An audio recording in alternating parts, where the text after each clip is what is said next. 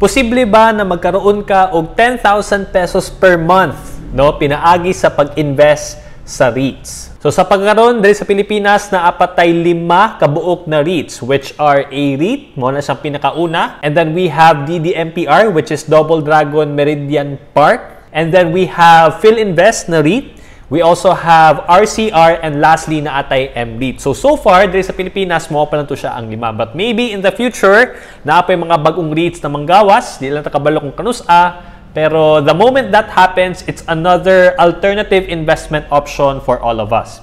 Ang question karon is, when it comes to investing in REITs, posible ba na magkaroon ta og passive income? Now, when it comes to passive income, lahi na siya sa active income. Active income is something that you have to work for, kinahanglan ta mo trabaho in order for us to get that money. Mao na siya ang reason ngano ta nagatrabaho, mao na siya ang reason ngano ta nagkaroon og negosyo para magkaroon ta og active income. Pero naamad jay mga moments na gusto ta magkaroon og income na passive, which is wala tay ginahimo pero naa tay madawat na income. When we invest in the stock market, there are 2 ways manggod na magkaroon tag kwarta. The first one is what we call capital gain or capital appreciation. Unsa may pasabot ani? Kintahay ni palit ka og stock na let's say 5 pesos, and then after how many months or after how many years, no, nahimo siyang 10 pesos, that means na kay ginansya na 5 per share. That is what you call capital gains. You buy low and then you eventually, when you sell high, that's your capital gain. That's your margin. The second way naman of earning in the stock market is what we call cash flow. Dili nimo kinahanglan ibaligya ang imuhang investment,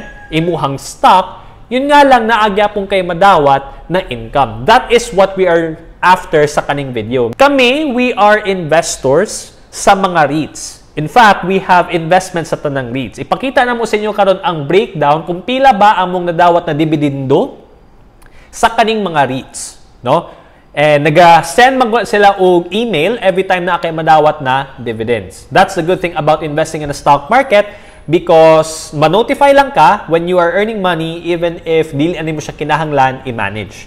The first one is a REIT. That's the very first REIT manggod sa Pilipinas. And as you can see here sa tong screen, na atay nadawat na 0.44 pesos per share. The more shares that you have, that you own, the more money that you're going to get. But in this case, regardless of how much shares you own, ang ginahatag sa atua is 0.44 pesos per share. By the way, gina-release ni nila quarterly, no? Quarterly. So kung gusto nimo mag-gets or gusto nimo makuha ang monthly na madawat nimo, all you have to do is divide it by 3. Kung gusto nimo makuha ang yearly, then you just multiply it by 12. Recently pod, naapod tayo nadawat na notification from DDMPR, which is our second REIT. Naatay nadawat na 0.028 per share. Naapod tayo from PhilInvest, naatay 0.112 per share.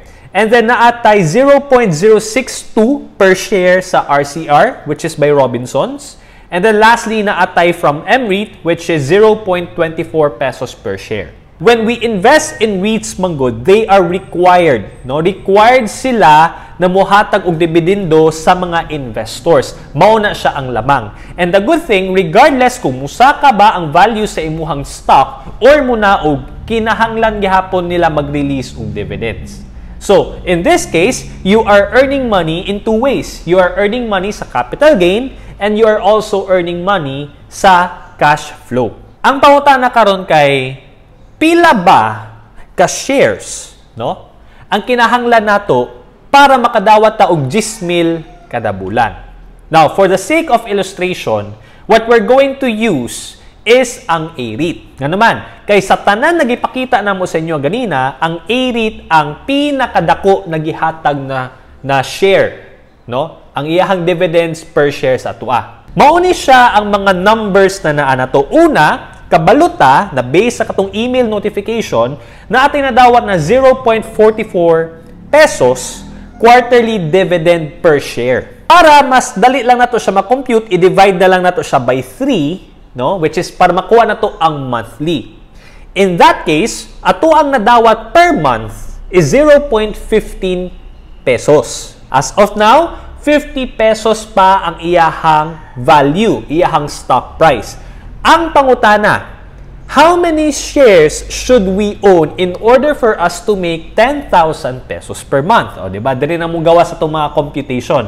Pero para dili na mo malibog, kami na ang naghimo sa computation. So, kung saan man nato na siya pag-compute, since gusto nato na 10,000 ang ato ang income per month, passive, we're talking about passive, you're not doing anything but you're still making money, i-divide nato sa iyahang monthly dividend share, which is 0.15, para makuha nato kung pila ba dapat ang shares na own nato. In this case, ang iyahang gawas is 66,666 shares. So, puro 666, no? Muna iyahang number na igawas. Karon, pila ba na siya in terms of peso? All we have to do is to multiply it by its current share price, which is 50. Ang gawas ana is 3.3 million pesos. Sa laktod na pagstorya, ladies and gentlemen, kinahanglan ta mo invest og 3.3 million pesos para naatay 10,000 pesos kada bulan passive income. Okay? And we're just talking about the cash flow way of earning money. Wala pa na ito gidiscuss kung mag-decide na ka na ibaligya nimo ang imuhang stock at a higher price, which is your capital gain. Now, before we proceed sa question of the day, gusto lang tamo i-inform na this coming January 28, no? Alas 10 sa bunta, gi-invite me by Spring Rain Global Philanthropy na maging guest speaker nila. Amo ang topic is about understanding assets, its allocation and diversification. Isa man gud sa amo ang pinakaganahan na asset sa tanan, no, is REITs. That's the reason why gi-discuss po nato ang REITs karon.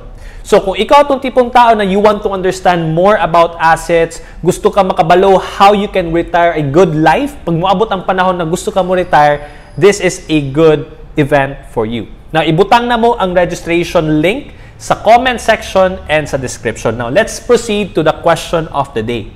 Unsa ba ang mga other investments na pwede ka mo income og 10,000 kada bulan? I'm sure na kinahibaw-an na, so let us know your answers in the comment section.